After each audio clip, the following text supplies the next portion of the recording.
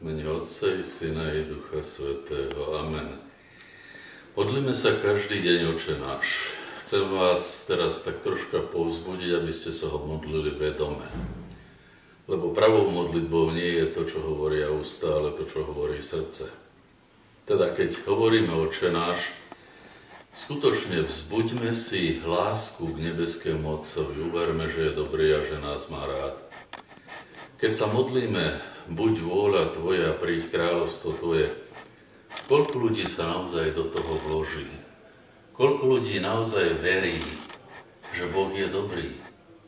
Mnohí veriaci sa modlia, buď vôľa Tvoja, s takým sklamaním, smútkom, že keď už to musí byť. Ale predsa Božia vôľa je, aby boli všetci ľudia dobrí, aby sa mali radi, aby nebolo zbytočného utrpenia a bolesti na zemi. Príď kráľovstvo Tvoje znamená príď do môjho srdca, aby Boh vládol v mojom srdci, v mojom myslení. Chlieb náš každodenný je prosba, aby bolo chleba dosť pre všetkých, lebo potravín na zemi je dosť, len treba viac lásky, aby boli správne rozdelené.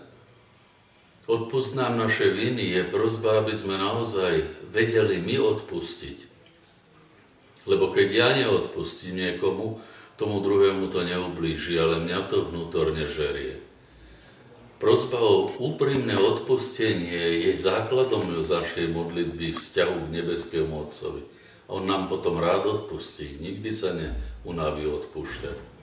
A vyhýbať sa pokušeniam zlu a vyhodiť zlo zo svojho srdca, odstrániť zlo zo svojej duše, zo svojho života, to je základný problém našej cesty k Bohu. Uverme, že Pán Boh je dobrý a že nám chce vždycky len dobre.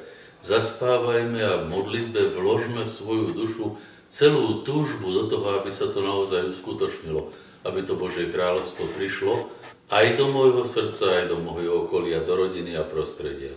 Pochválen Pán Ježiš Kristus.